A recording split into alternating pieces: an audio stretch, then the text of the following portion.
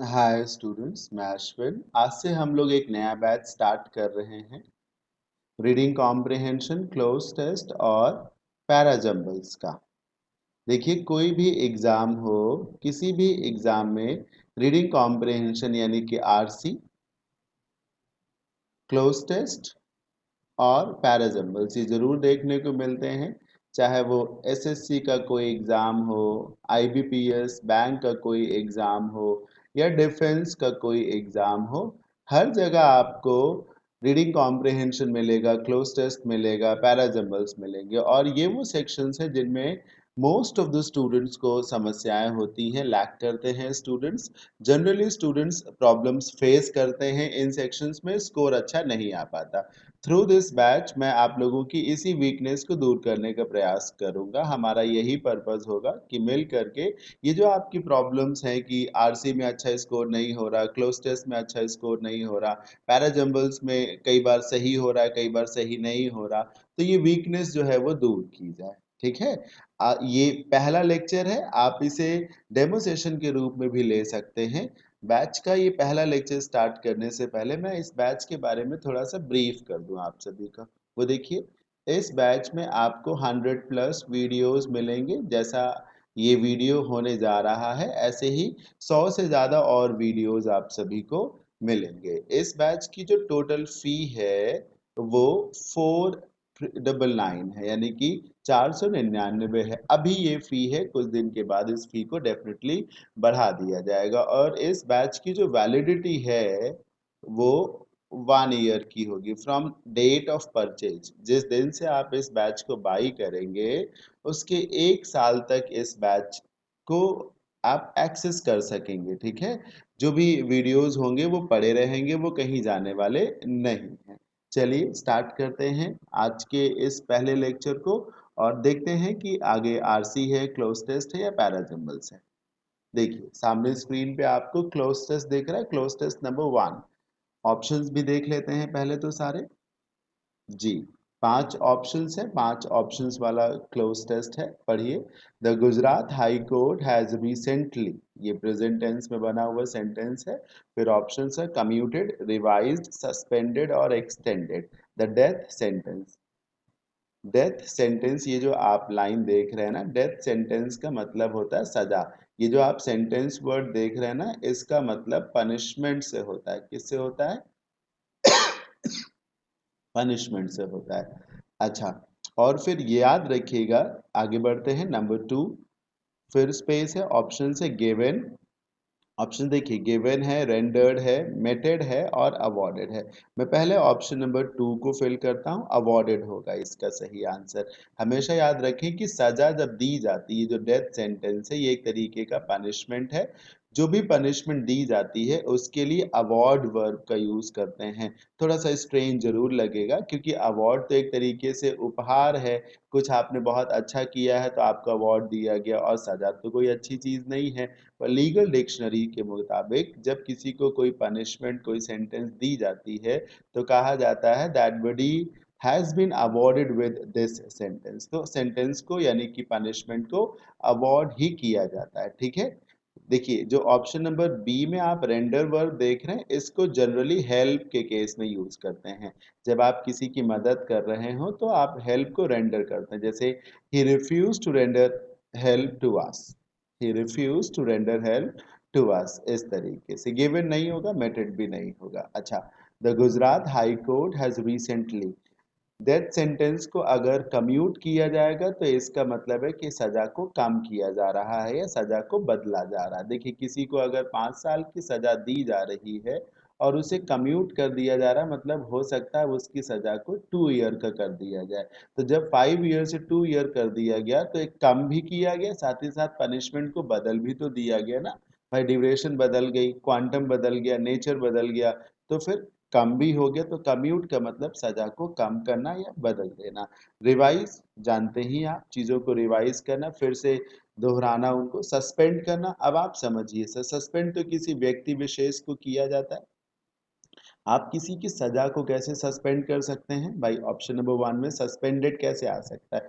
हाँ, एक्सटेंडेड हो सकता है। अगर पनिशमेंट को और बढ़ा दिया गया हो तो एक्सटेंड किया जा सकता है, लेकिन आप समझिए वो ऑलरेडी डेथ सेंटेंस है, मौत की सजा है, उसको और ज़्यादा कैसे बढ़ाया जा सकता है?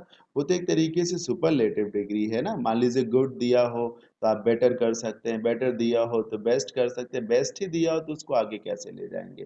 तो डेथ पनिशमेंट को, डेथ सेंटेंस को एक्सटेंड तो नहीं किया जा सकता। चारों ऑप्शंस को देखते हुए जो सही आंसर है वो कम्यूट है। मीनिंग ये है कि गुजरात हाई कोर्ट ने अभी अभी 11 लोग, जो कि 2002 में जो गोधरा ट्रेन बर्निंग केस हुआ था, आपको याद होगा 2002 में गुजरात में कम्युनल राइट्स हुए थे, सांप्रदायिक दंगे हुए थे, ट्रेनें फूकी गई थी, तमाम प्रकार की चीजें हुई थी। मैं डिटेल में नहीं जाना चाहूंगा, मेरा उन चीजों से मतलब ही नहीं है। अच्छा, तो उस सजा को कम किया गया है ना, तो कम्यूट कर दिया गया। वो जो डेथ पनिशमेंट दी गई थी, 11 लोगों को अवॉर्ड की गई थी, उसे कम्यूट कर दिया गया। और कम्यूट करके गोधरा ट्रेन बर्निंग केस में कम्यूट करके उसे कैसा बना दिया गया था, ये देखिए, लाइफ इम्प्रिजनमेंट। लाइफ इम्प्रिजनमेंट का मतलब हुआ सर आजीवन कारावास। क्या कहा मैंने? आजीवन। इम्प्रिजनमेंट का मतलब जेल में डाल देना, और लाइफ मतलब आजीवन। तो आजीवन कारावास को लाइफ इम्प्रिजनमेंट कहा जाता है। तो बदल दिया ना सर, डेथ सेंटेंस को बदल करके लाइफ इम्प्रिजनमेंट कर दिया गया। तो मैंने सही तो बोला था कि कम्यूट होना चाहिए। अच्छा, तो बदल करके जब ये किया गया तो टू आएगा सर। याद रखिएगा सर, आप लखनऊ से निकलते हैं, कानपुर जाते हैं, तो फ्रॉम के बाद टू ही तो लगाएंगे ना। फ्रॉम लखनऊ टू कानपुर, चीजों को बदल करके जो कर दिया जाए तो वो टू ही तो हो जाएगा ना। तो इसीलिए टू लाइफ इम्प्रिजनमेंट करिए। आगे देखिए, इट हैज ऑल्सो अपहेल्ड। ये जो आप अपहेल्ड देख रहे हैं, ये अपहोल्ड का थर्ड फॉर्म है। ये देखिए, अपहोल्ड का थर्ड फॉर्म है। अपहोल्ड करने का मतलब है किसी डिसीजन को सपोर्ट करना एक तरीके से। कोई फैसला है, कोई मान्यता है, अगर आप उसका समर्थन करते हैं, you stand by the decision, you stand by the proposal, तो आप उसे अपहोल्ड करते हैं। खासतौर पे अगर आप अथॉरिटी हैं तो किसी डिसीजन को जब आप सपोर्ट करते हैं, जायज ही मानते हैं, तो उसे अपहोल्ड करते हैं। It has also uphold the life imprisonment awarded. ये देखिए, यहाँ पर अवॉर्डेड दिया गया ना सजा के लिए, to other, to 20 other convicts. Convicts बोलते हैं उन लोगों को जिनका अपराधीकरण हो चुका है, मतलब जिन पर मुकदमा मतलब जिनको अपराध की श्रेणी में, अपराधी की श्रेणी में डाला जा चुका है, जो अपराधी हैं उन्हें कन्विक्ट्स कन्विक्ट्स बोलते हैं। तो कोर्ट ने 20 और लोगों को जो लाइफ इम्प्रिजनमेंट दी थी, उस डिसीजन का स्वागत भी किया गया, उसे जायज भी ठहराया गया। 11 लोगों को मौत की सजा दी गई थी, तो उसे बदल करके आजीवन कारावास कर दिया गया। 20 लोगों को पहले से ही आजीवन कारावास दिया गया था, तो उनकी उस सजा को रहने दिया। ठीक है, आगे बढ़ते हैं। नंबर 4 में स्पेस दिया गया है एंडोर्सिंग। एंडोर्स करने का मतलब है वकालत करना, सपोर्ट करना। एक तरीके से एंडोर्स करना, किसी प्रोडक्ट को एंडोर्स किया जाता है ना, जैसे जो सेलिब्रिटीज होते हैं वो किसी प्रोडक्ट को एंडोर्स ही तो कर रहे होते हैं। तो एंडोर्स क्या किया, क्या किया? Acquittal of. सर अक्विटल का मतलब होता है रिहाई। हाँ, एंडोर्स किया रिहाई को, कितने लोगों की? 63 अदर अक्यूज्ड। और जो बाकी 63 आरोपी थे, उनके अक्विटल को एंडोर्स किया गया, मतलब कि उनको रिहा कर दिया गया। तो हाई कोर्ट ने कहा ठीक किया गया कि उन्हें रिहा कर दिया गया। वो इस मामले में थे भी नहीं, उन्होंने किसी तरीके का क्राइम नहीं किया है। मैं शॉर्ट में बता रहा हूँ, 11 लोगों को जो मौत की सजा दी गई थी उसे बदल करके लाइफ इम्प्रिजनमेंट किया गया। 20 लोगों को लाइफ इम्प्रिजनमेंट पहले से ही दिया गया था, उसे जायज माना गया। और साथ ही साथ 63 लोगों को फ्री कर दिया गया, मतलब उन्हें माना गया कि वो गुनहगार नहीं है। चार ऑप्शन है, एंड, वाइल, दो और बाई। सर सही ऑप्शन होगा वाइल। याद रखिए कि जब आपने कोई बात बोली और उसी से लगा करके कोई और बात भी आप बोल रहे हैं तो वाइल लगाएंगे। जैसे आप कहें कि मेरा फ्रेंड गाड़ी चला रहा था, या माई फ्रेंड वॉज ड्राइविंग, या माई फ्रेंड वॉज राइडिंग। मेरा फ्रेंड जो है बाइक ड्राइव कर रहा था और मैं बात कर रहा था फोन पे, while I was busy talking over phone। तो my friend was riding while I was busy।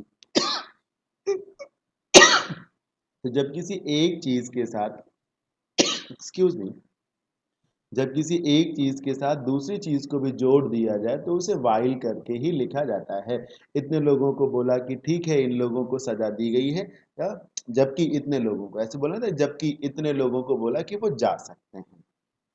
समझ रहे हैं? जैसे कि कहा जाए कि एक पार्टी में 100 मेहमान आए हुए थे, जिसमें से 50 लोगों ने जो है वो फॉर्मल कपड़े पहन रखे थे। सुनिएगा ध्यान से, जिसमें से 50 लोगों ने फॉर्मल कपड़े पहन रखे थे, जबकि जबकि बचे हुए 50 लोग जो थे उन्होंने कुर्ता धोती पहन रखा था। तो वाइल लगाया जा रहा रिलेट करने के लिए। अच्छा, आगे बढ़ते हैं। In March 2011 the special trial court, मार्च 2011 की बात की जा रही। We are going back to history, अब हम हिस्ट्री में जा रहे हैं। तो in March 2011 the special trial court, जो विशेष ट्रायल कोर्ट था, उसने 31 लोगों को, ऑफ हुम, जिनमें से, ऑफ हुम मतलब जिनमें से 11 वर सेंटेंस टू डेथ, जिनमें से 11 लोगों को मौत की सजा सुनाई गई थी। 31 लोगों की कुछ बात की जा रही है, उन्हीं 31 में से 11 लोगों को मौत की सजा सुनाई गई थी। याद रखिएगा कि सेंटेंस के साथ प्रेपोजिशन टू ही लगाया जाता है, और टू लगा करके वो सजा आती है जो दी गई हो। एंड द रिमेनिंग 20, अब देखिए 31 लोग थे तो 11 लोगों को मौत की सजा सुनाई गई थी और 20 लोगों को लाइफ इम्प्रिजनमेंट दे दिया गया था। तो अब यहाँ पर आपको जो ऑप्शन है, एक है कन्विक्टेड, जो कि पास्ट इंडेफिनिट है। ध्यान से देखिएगा, ये कन्विक्ट का सेकेंड फॉर्म है, और ये हैज कन्विक्टेड प्रेजेंट परफेक्ट है। ये तो होगा नहीं सर, ये तो होगा ही नहीं सर, क्योंकि आप अभी की जो बात कर रहे हैं, आप पहले सेंटेंस को देखिए, हैज रिसेंटली, ये आज में आप चल रहे हैं तो आप प्रेजेंट टेंस में हैं। पर यहाँ पर तो आप पीछे चले गए ना, मार्च 2011 में ऐसा किया गया है नहीं, किया गया था, तो प्रेजेंट परफेक्ट तो गलत हो गया। ठीक है, और ये ऑप्शन नंबर जो डी है ये भी गलत हो गया, क्योंकि ये प्रेजेंट इंडेफिनिट है, प्रेजेंट होना ही नहीं चाहिए। अब आपको या तो कन्विक्टेड यूज करें या हैड कन्विक्टेड यूज करें। कन्विक्टेड और हैड कन्विक्टेड में क्या अंतर है? कन्विक्टेड पास्ट इंडेफिनिट है और ये पास्ट परफेक्ट है। सर जब टाइम दिया गया है, क्लियर करके बात बोली गई कि कब ऐसा हुआ था, तो पास्ट परफेक्ट को यूज करें ना। अनिश्चित जब कुछ नहीं है, when everything is sure and certain, तो आप पास्ट परफेक्ट को यूज करेंगे। होपफुली आप सभी को समझ में आया होगा। आगे बढ़ते हैं अब हम जी क्लोज टेस्ट नंबर 2 को देखते हैं। पढ़िए। The court observed that the state government, गलती से दैट 2 बार है। द कोर्ट ऑब्जर्व्ड दैट, ये देखिए इस दैट का मीनिंग है की, ठीक है, और ये एक नरेशन, सॉरी कंजंक्शन है। और जब भी कभी किसी सेंटेंस में दैट कंजंक्शन की हैसियत से आए, की बोले, तो वो नरेशन का इनडायरेक्ट वर्जन भी कहा जाता है। The court observe that the state government had failed, ये देखिए ध्यान से देखिएगा, ऑब्जर्व पास्ट इंडेफिनिट है, इसीलिए देखिए यहाँ पर भी पास्ट ही है। कोर्ट ने ये पाया, ऑब्जर्व करने का मतलब है कोर्ट को लगा, कोर्ट को क्या लगा कि जो राज्य सरकार है वो असफल रही है, वो फेल रही है, किस काम में? अपनी ड्यूटी को डिस्चार्ज करने में से। ये जो 4 ऑप्शन है ये भी गलत है, ये भी गलत है, ये भी गलत है, सिर्फ यही होगा। हमेशा याद रखिए कर्तव्य का निर्वहन किया जाता है। ड्यूटी का क्या मतलब होता है हिंदी में? कर्तव्य, और कर्तव्य का निर्वहन किया जाता है। कोर्ट को ये लगा कि राज्य सरकार अपने कर्तव्य का निर्वहन नहीं कर पाई है या नहीं कर पा रही। क्या? कर्तव्य का निर्वहन। ड्यूटी को हमेशा डिस्चार्ज ही किया जाता है, याद कर लें सर। इन छोटी छोटी बातों को जब आप दिमाग में फिट कर लेंगे तो फ्यूचर में कोई प्रॉब्लम नहीं होगी। हम आप चाहे जितना प्रयास कर लें कि ड्यूटी को सर्व किया जाएगा, तो सर वो सर्व नहीं किया जाता, ड्यूटी को हमेशा डिस्चार्ज किया जाता है। जैसे प्रॉमिस को फुलफिल किया जाता है, जब कोई भरोसा दिलाया जाता है तो इंश्योर किया जाता है। समझ रहे हैं? सेवा की जाती है तो सर्व किया जाता है, लोगों की सेवा की जाती है, लोग सर्व करते हैं ना। आप किसी पोस्ट पर जब होते हैं, जब आप किसी पोस्ट पर होते हैं, तो वहां से जो लोगों को सेवाएं दे रहे होते हैं, आप सर्व कर रहे होते हैं। जैसे आप आर्मी में हैं तो आप अपने देश को सर्व करेंगे, आप किसी भी फील्ड में होंगे अपने देश को सर्व कर रहे होंगे, तो ड्यूटी को हमेशा डिस्चार्ज किया जाता है। कोर्ट को लगा कि राज्य सरकार अपनी ड्यूटी को डिस्चार्ज करने में असफल रही है, किन काम में? इन फिर ऑप्शन से establishing law and order. Sir law and order को कभी एस्टैब्लिश नहीं किया जाता। एस्टैब्लिश का मतलब निर्माण करना होता है। जैसे किसी लॉ, किसी किसी फर्म को, किसी कंपनी को एस्टैब्लिश किया जाता है, किसी ऑर्गेनाइजेशन को एस्टैब्लिश किया जाता है। फिर से सर लॉ एंड ऑर्डर को इंश्योर भी नहीं किया जाता, सिक्योर भी नहीं किया जाता सर, सिर्फ मेंटेन किया जाता है। कानून व्यवस्था का पालन कराना, कानून व्यवस्था को लागू करना, उसे मेंटेन करना कहा जाता है। याद रखेंगे इन चीजों को।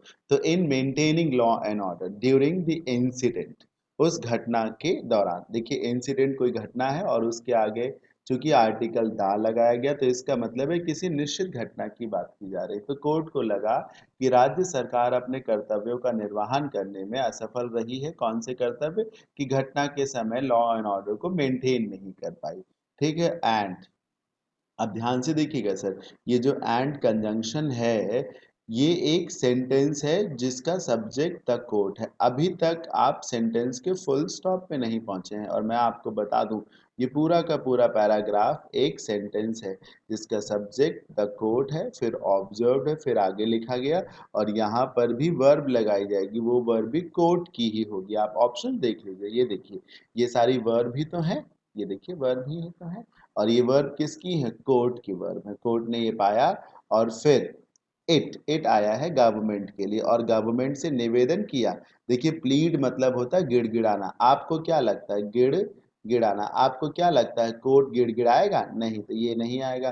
कोर्ट सर रिक्वेस्ट भी नहीं करता। कोर्ट एक अथॉरिटी है सर, लीगल अथॉरिटी है, वो रिक्वेस्ट करने के लिए नहीं है, वो ऑर्डर देने के लिए है, डायरेक्ट करने के लिए है। कमांड भी नहीं होगा, क्योंकि कमांड कोई इंडिविजुअल करता है।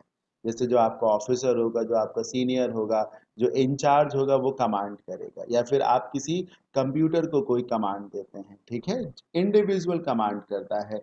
कोर्ट एक संस्था है, संस्था एक निर्देश देगी। समझ रहे हैं? कोर्ट एक संस्था है, और संस्था निर्देश देगी, और निर्देश दिया, आदेश दिया सरकार को कि वो पे करे। क्या पे करे सर? रिहैबिलिटेशन, पेनाल्टी, कंपेंसेशन और ग्रेच्युटी। सर ग्रेच्युटी तो तब होता है जब आपने नौकरी की हो।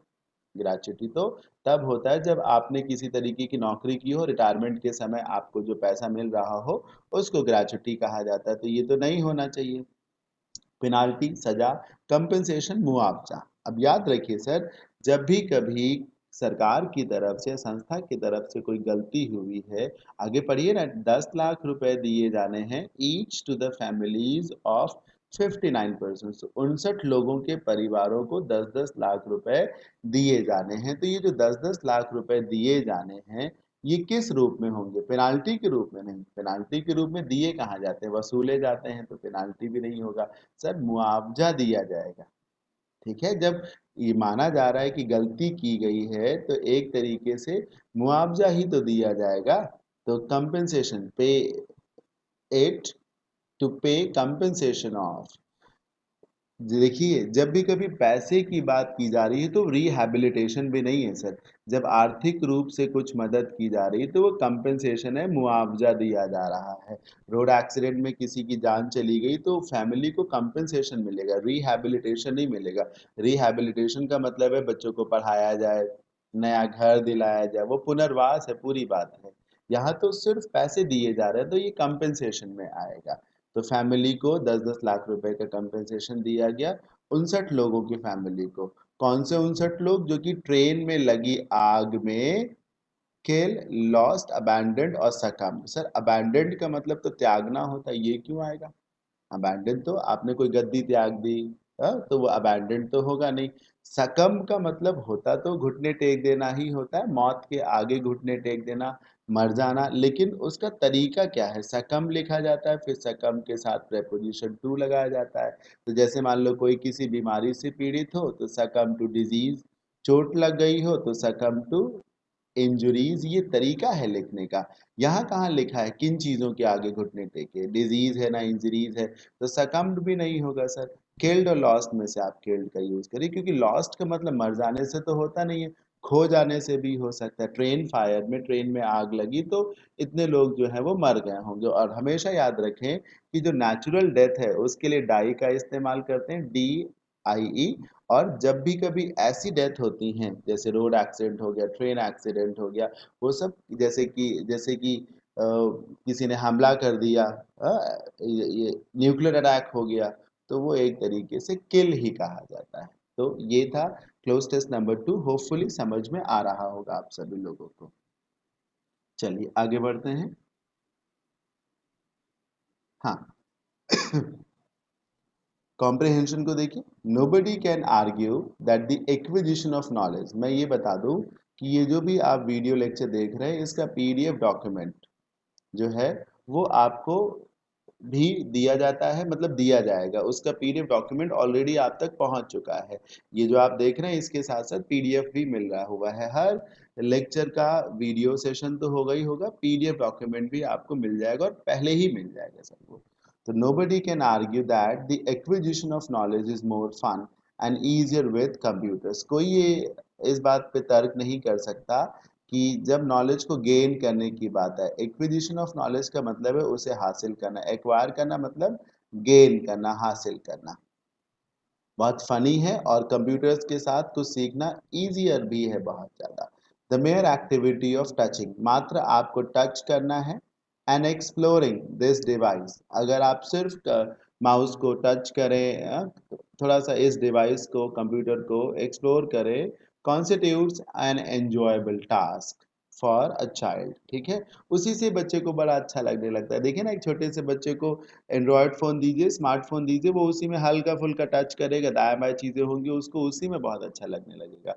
This accompanied by relaxing attitude and software interactivity, और साथ ही साथ जो इसमें एक तरीके से कंफर्ट ज़ोन होती है कि आप आराम से कुर्सी पर बैठ कर के काम कर सकते हैं, और सॉफ्टवेयर भी बहुत इंटरैक्टिव होते हैं, बहुत अच्छा लगता है उन पे काम करते हुए। ऐसा लगता है कि हम जो चाह रहे हैं वो हमसे पहले ही सॉफ्टवेयर को मालूम है, इतने स्मार्ट सॉफ्टवेयर्स होते हैं। जैसे खास तौर पे जो ई कॉमर्स वाले सॉफ्टवेयर्स होते हैं उसमें आप एक प्रोडक्ट को बाय करने की कोशिश करें तो उसी टाइप के बहुत सारे प्रोडक्ट्स और दिखाने लगेंगे, साथ ही साथ उसमें जो एक्सेसरीज यूज होती हैं वो भी उसके साथ ही साथ वहाँ दिखने लगती हैं, मतलब आपसे पहले ही उनको मालूम है कि आपको क्या नीड है। तो ये सॉफ्टवेयर इंटरैक्टिविटी की वजह से है। Usually contributes to a better grasping of new knowledge, इससे क्या होता है कि हम नई नई चीज़ों को और ज़्यादा और जल्दी सीख पाते हैं। At a higher educational level the availability of digital books, हाँ कंप्यूटर की वजह से आजकल ई बुक्स भी मिल जाते हैं, सिमुलेटर्स जो कैलकुलेटर्स का काम करते हैं, and other academic materials provide the student with an ever accessible source of information. इन सब चीज़ों से स्टूडेंट को लगता है कि हमेशा वो सूचना को एक्सेस कर सकता है।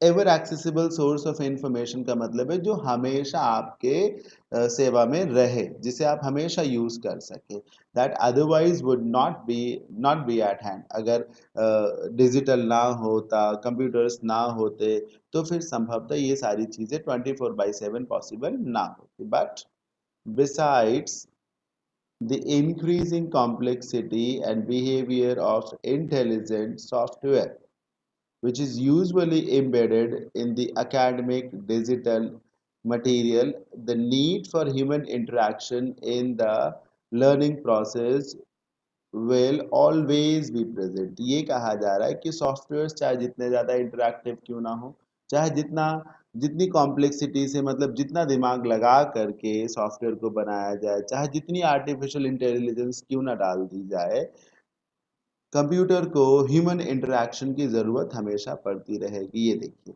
सीखने के लिए है ना, ह्यूमन इंटरेक्शन की ज़रूरत हमेशा पड़ती रहेगी। बिना इंसान के कंप्यूटर किसी काम की चीज़ नहीं है। जब तक इंसान कमांड नहीं करेगा, ठीक है, तब तक कंप्यूटर किसी तरीके से काम नहीं करता, at least in the forcible future. खास तौर पे आने वाले भविष्य में, जो भविष्य नज़दीक है, निकट भविष्य को कहा जाता है, नियर बाय फ्यूचर में, तो ये नहीं होने वाला कि इंसानों की कोई ज़रूरत ही ना रह जाए, कंप्यूटर्स ऐसे ही काम करें। There is the necessity of a human being to be able to determine, ये देखिए मैं जो बता रहा हूँ ना उस चीज़ को आगे बताया गया है कि किस लिए इंसान की ज़रूरत है, ह्यूमन बीइंग की नीड क्यों है, to determine what the specific needs of each individuals are. है ना, आपकी क्या ज़रूरतें हैं आप ही तो बता सकते हैं, कोई कंप्यूटर तो बता नहीं सकता कि संभवतः आपकी क्या नीड्स हैं। तो इसलिए इंडिविजुअल का होना ज़रूरी है, ह्यूमन बीइंग का होना ज़रूरी है। A computer no matter how sophisticated its software is, computer चाहे जितना स्ट्रांग हो, एडवांस हो, उसका सॉफ्टवेयर चाहे जितना अच्छा हो, can hardly mimic the expertise of a teacher. हाँ, कंप्यूटर ऐसा तो नहीं कर सकता कि वो एक तरीके से टीचर बन जाएगा पूरी तरीके से आपको, है ना। इन हाउ टू एक्सप्लेन, ये देखिए ना किस तरीके से, ऐसा नहीं, मिमिक करने का मतलब है नकल उतारना। तो कंप्यूटर टीचर की नकल नहीं उतार सकता किन मामलों में, how to explain and adapt complex concepts to different individuals। और मतलब कि कैसे एक टीचर जानता है कि 50 स्टूडेंट्स बैठे हैं, मैंने जो रूल बताया है वो इसको इसको और इसको नहीं समझ में आता, और उसे ये भी मालूम है कि मैं इस तरीके से बताऊंगा तो इन 5 लड़कों को भी समझ में आ जाएगा। अलग अलग इंडिविजुअल्स की क्या नीड्स हैं, उनको कैसे कोई चीज़ समझ में आती है, ये कंप्यूटर तो नहीं समझ सकता ना, एक टीचर ही समझ सकता है। तो कंप्यूटर की तारीफ भी की गई है। एक्सेसिबिलिटी है नॉलेज की हमेशा, बहुत कंफर्टेबल है यूज करना, सॉफ्टवेयर बहुत इंटरेक्टिव होते हैं। लेकिन साथ ही साथ ये भी कहा गया that computer is nothing without a human being, और कंप्यूटर ह्यूमन बीइंग को सरपास नहीं कर सकता। इंसान के सहारे कंप्यूटर चल सकता है, कंप्यूटर के सहारे इंसान नहीं। क्वेश्चन देखिए, जो पहला क्वेश्चन है इस पैराग्राफ का और आज के सेशन का 11 नंबर का क्वेश्चन, वो क्या कहता है, according to this essay what new developments in the world of computers have helped students gain more access to information। क्या लगता है आपको कि क्या ऐसा हुआ है कंप्यूटर वर्ल्ड में जिससे स्टूडेंट्स को और ज़्यादा इंफॉर्मेशन एक्सेस करने का मौका मिल रहा है। याद रखिएगा कि एक्सेस के साथ जब भी प्रेपोजिशन लगे तो टू ही लगे। तो कैसे हो सका है, ये देखिए वर्ड प्रोसेस, ये देखिएगा ऑप्शन नंबर डी इसका आंसर। यही तो पीछे बोला गया था कि जो बुक्स भी, डिजिटल बुक्स जो हैं, ये देखिए मैं चलता हूँ पीछे, ये देखिए लिखा हुआ है, ये देखिए the availability of digital books, ठीक है, इससे और ज़्यादा एक्सेसिबल सोर्स ऑफ इंफॉर्मेशन मिल रही है। तो ये आंसर हो जाएगा। अब क्वेश्चन नंबर 12 को देखिए, according to the author the human intervention, वही जो मैंने लास्ट में बताया, human intervention will always be required in order to what determine the specific needs of the individual. यही आंसर है। किसकी क्या ज़रूरत है ये कंप्यूटर तो बता नहीं सकते, ये तो इंसान ही बता सकता है। बड़ी मशीनों को बनाने के लिए, रिपेयर करने के लिए broken down machines, broken down machines का मतलब है, ब्रोकन डाउन होने का मतलब है जो चीज़ खराब हो चुकी हो, है ना, जो चीज़ एक तरीके से काम ना कर रही हो, मशीनरी के लिए ज़्यादा यूज़ किया जाता है। अपडेट ओल्ड सॉफ्टवेयर, इसके लिए ज़रूरत है ह्यूमन इंटरवेंशन की, नहीं, determine the specific needs of the individual, इसके लिए ज़रूरत है ह्यूमन इंटरवेंशन की कंप्यूटर में। 13 नंबर देखिए, what other factors related to computers contribute to a deeper acquisition of knowledge.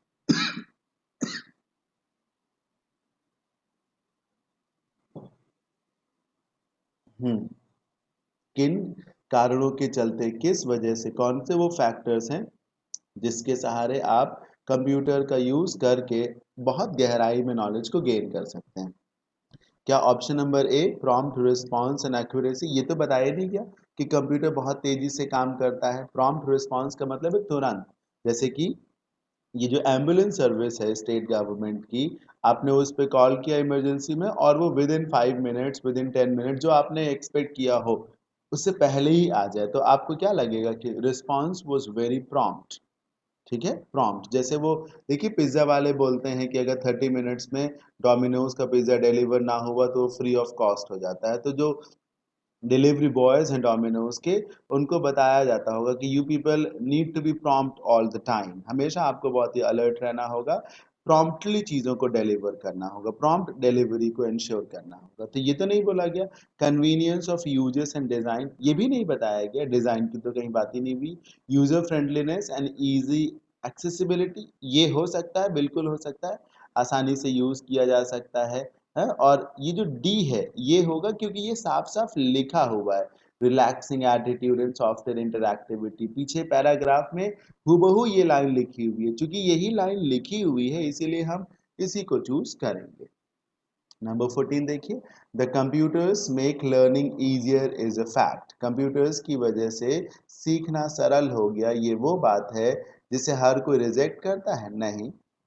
जिसे हर कोई कन्फेस करता है? सर कन्फेस तो गलतियों को किया जाता है, तो कोई कन्फेस क्यों करेगा?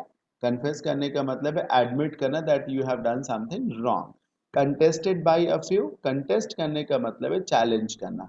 कॉन्टेस्ट होता है ना सर, कोई आपसे लोहा लेने को तैयार हो जाए, लड़ने को तैयार हो जाए, तो वो कंटेस्ट करेगा, ये माना जाता है। तो कुछ लोग इस चीज को चैलेंज करते हैं कि कंप्यूटर की वजह से सीखना बहुत सरल हो गया है, पर ये तो बात नहीं है ना। Option number D is the right answer. ये पहली ही लाइन में लिखा हुआ है। ये देखिए, ये देखिए, नोबडी कैन आर्ग्यू, कोई इस बात पे चैलेंज नहीं कर सकता, मतलब हर कोई इस चीज को एक्सेप्ट करता है, तो एक्सेप्टेड बाय ऑल हो जाएगा। 15 देखिए, in what ways are computers still inadequate even in spite of their sophistication. मतलब इतना एडवांस टेक्नोलॉजी है उसके बावजूद भी कंप्यूटर्स में क्या कमी है? अभी भी वो इनएडिक्वेट क्यों है? क्योंकि उन्हें कुछ भी करने के लिए ह्यूमन इंटरवेंशन की जरूरत है, साथ ही साथ वो कहाँ मात खा जाते हैं? वो स्पेसिफिक नीड्स ऑफ इंडिविजुअल को आइडेंटिफाई नहीं कर पाते, या फिर जो लास्ट लाइन लिखाई गई थी या मतलब थी पैराग्राफ में कि टीचर्स की जो एबिलिटी है उसको वो कॉपी नहीं कर पाते। ऑप्शन नंबर बी इसका सही आंसर होगा। देखिए ना, they can hardly imitate a teacher's ability to explain the most difficult of concepts. ठीक है, ये होगा, बाकी तो कुछ नहीं कहा जा रहा है इसमें। जो और ऑप्शन है आप पढ़ लीजिएगा, इनमें से किसी ऑप्शन को यूज ही नहीं किया गया पूरे पैराग्राफ में।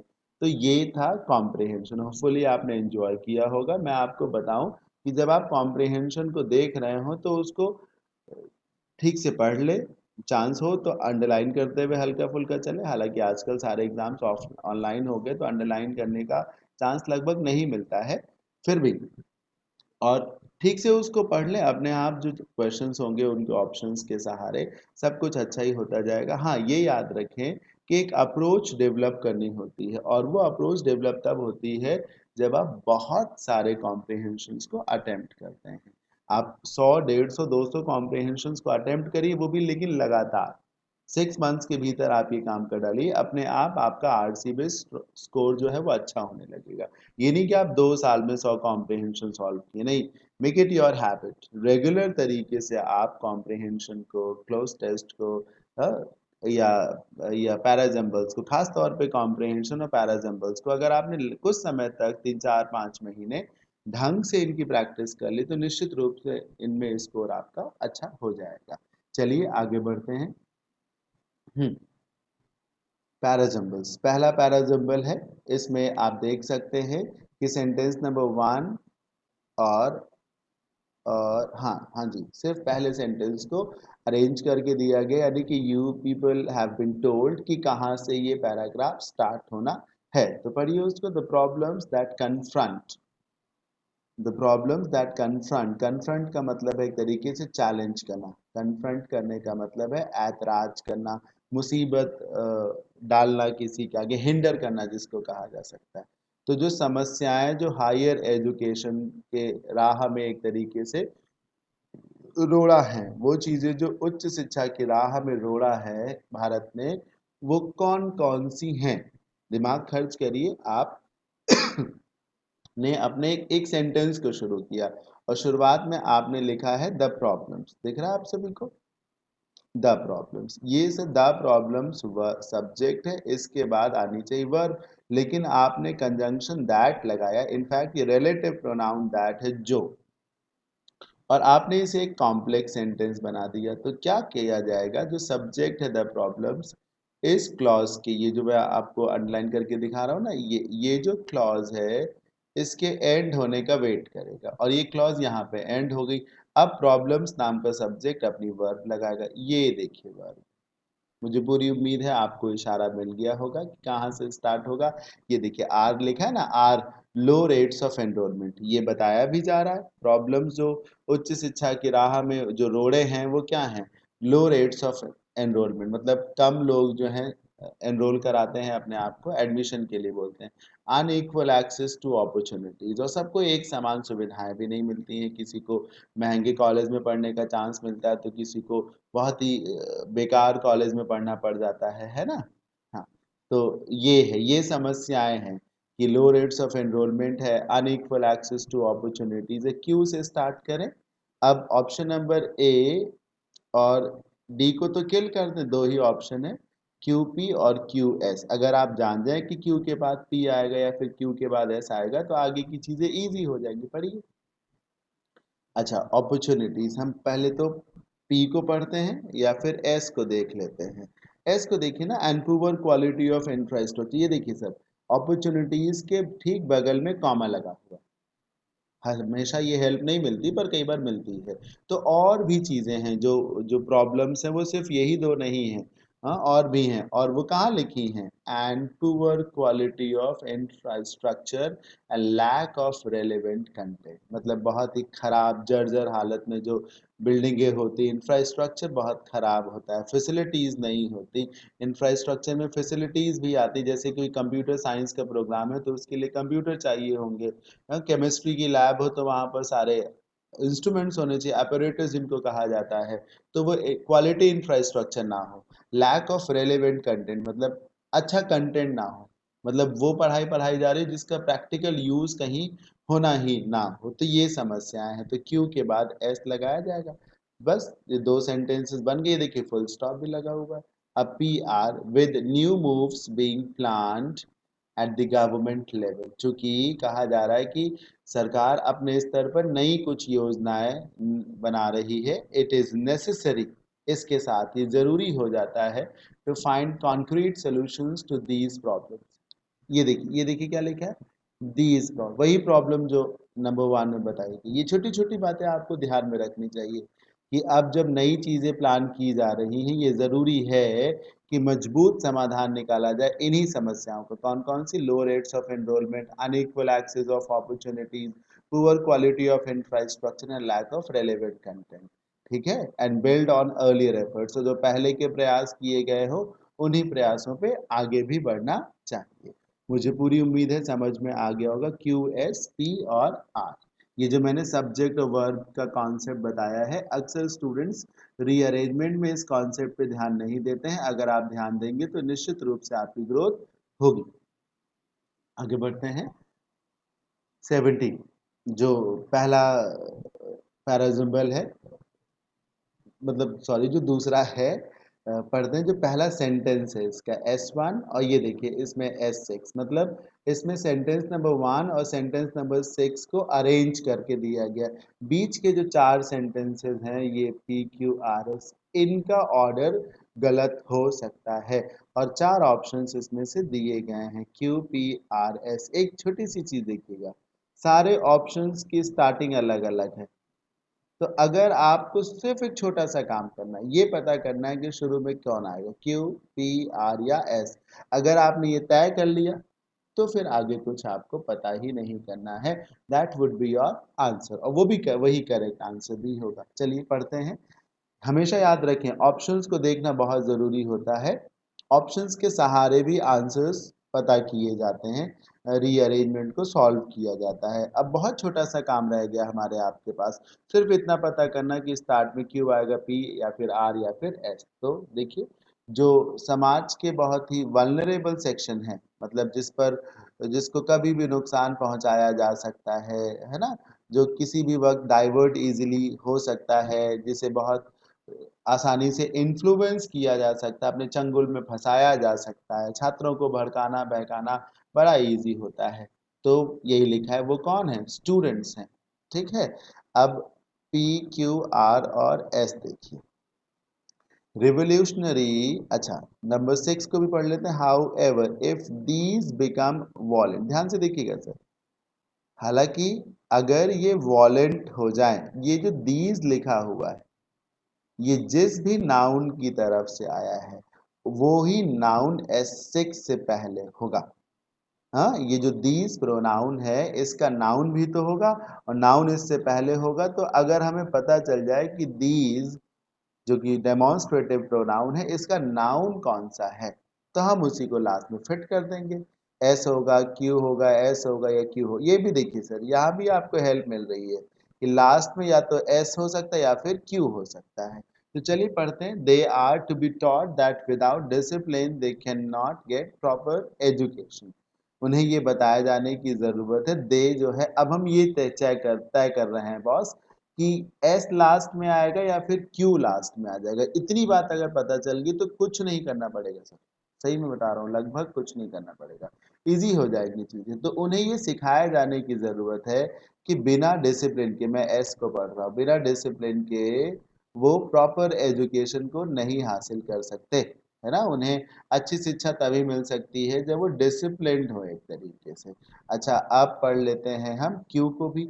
एजिटेशंस में be non violent methods of protest. ध्यान से देखिएगा सर, ये देखिए, और ये देखिए सर, ये देखिए, जो एजिटेशंस हैं यानी कि आंदोलन, धरना, प्रदर्शन, ये जनरली किस तरीके से होते हैं? संयम के साथ, बिना किसी प्रकार का तोड़ फोड़ किए हुए, अहिंसक, हाँ अहिंसक होते हैं, मतलब हिंसक नहीं होते।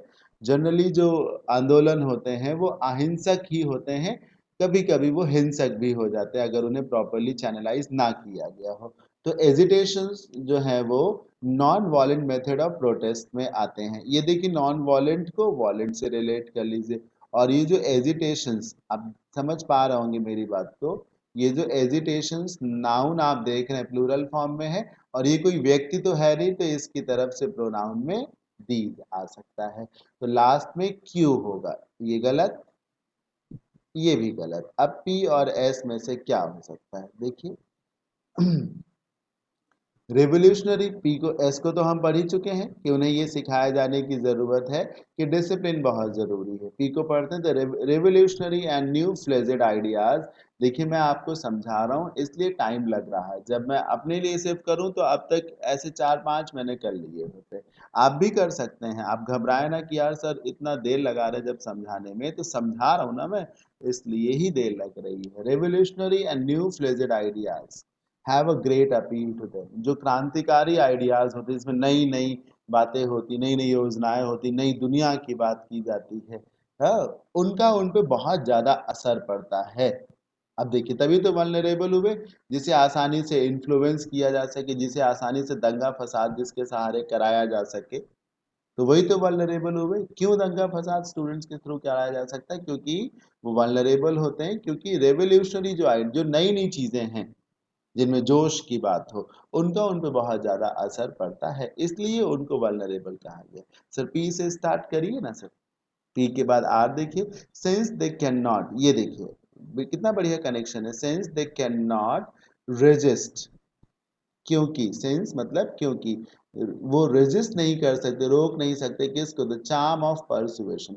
चार्म ऑफ परसुएशन मतलब आसानी से कोई उन्हें परस्यू कर सकता है, कन्विंस कर सकता है। अगर कोई उन्हें कुछ समझाने लगे तो वह हर हाल में उसकी तरफ झुक जाते हैं। जो चीज उन्हें अपनी तरफ खींचती है, अट्रैक्टिव जो लगती है, वो चार्म ऑफ परसुएशन जिसमें होता है, तो उसकी तरफ स्टूडेंट्स खींचे चले ही जाते हैं। अब देखिए, अपील है, चार्म ऑफ परसुएशन है, रेजिस्ट है, सब कितना बढ़िया कॉम्बिनेशन है। पी लगाइए, आर लगाइए, एस लगाइए और क्यू लगा दीजिए, इस तरीके से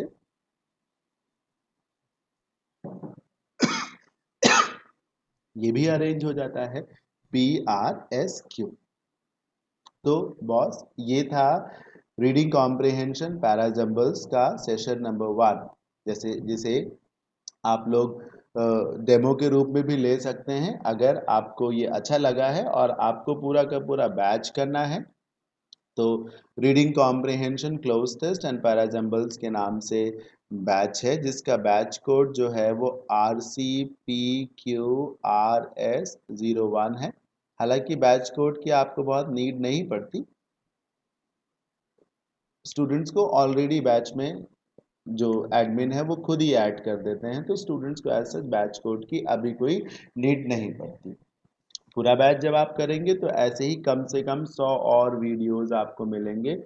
ऐसे ही क्लोज टेस्ट, अगर सब 5 ऑप्शंस वाला क्लोज टेस्ट होगा तो वो 2 होंगे, अगर 10 ऑप्शन वाला क्लोज टेस्ट हुआ तो वो 1 होगा, और 1 कॉम्प्रिहेंशन और 2 पैराजम्बल्स मिलेंगे। रोज 1 से 2 वीडियोस आप सबको मिलते रहेंगे। सैटरडे संडे से कोई इस बैच का मतलब नहीं है। रोज आपको 1 से 2 वीडियोस मिलते रहेंगे। मेरा यूट्यूब चैनल है competitive English with Ashwin sir. आप में से बहुत से लोग जरूर होंगे उस चैनल पे, ना हो तो सब्सक्राइब कर लीजिए, वहाँ भी बहुत सारा कंटेंट है। टेलीग्राम पेज है अश्विन क्लासेस फॉर इंग्लिश के नाम से, यहाँ सारा अनाउंसमेंट आपको मिलेगा। और टेलीग्राम ग्रुप जो है वो English PSS with Ashwin sir के नाम से, यहाँ पर आप अपने डाउट्स को क्लियर कर सकते हैं। जैसे मैंने ये सेशन लिया, आपने देखा, अगर आपको पीछे कहीं पर भी कोई प्रॉब्लम आई हो तो आप जो है क्वेश्चन का ऑप्शन, क्वेश्चन नंबर मेंशन करते हुए या उसका स्नैपशॉट अगर मुझे भेज देते हैं तो अपने आप जो है मतलब आप प्रॉब्लम्स को डिस्कस कर सकते हैं इस ग्रुप पर अपने पोस्ट को डाल करके। होपफुली आप सभी को जरूर अच्छा लगा होगा। मैं ऐसे ही प्रयास करता रहूँगा कि अच्छा लगे आप सभी को, अच्छी अच्छी चीज़ें मैं लेकर आता रहूँगा। और फ़ी मैं फिर से बता दूँ, इस कंप्लीट कोर्स की जो फ़ी है 100 वीडियोस के अगेंस्ट, वो सिर्फ अभी 499 ही रखी गई है। जब आप इस बैच को ज्वाइन कर लेंगे तो from the date of admission, from the date of joining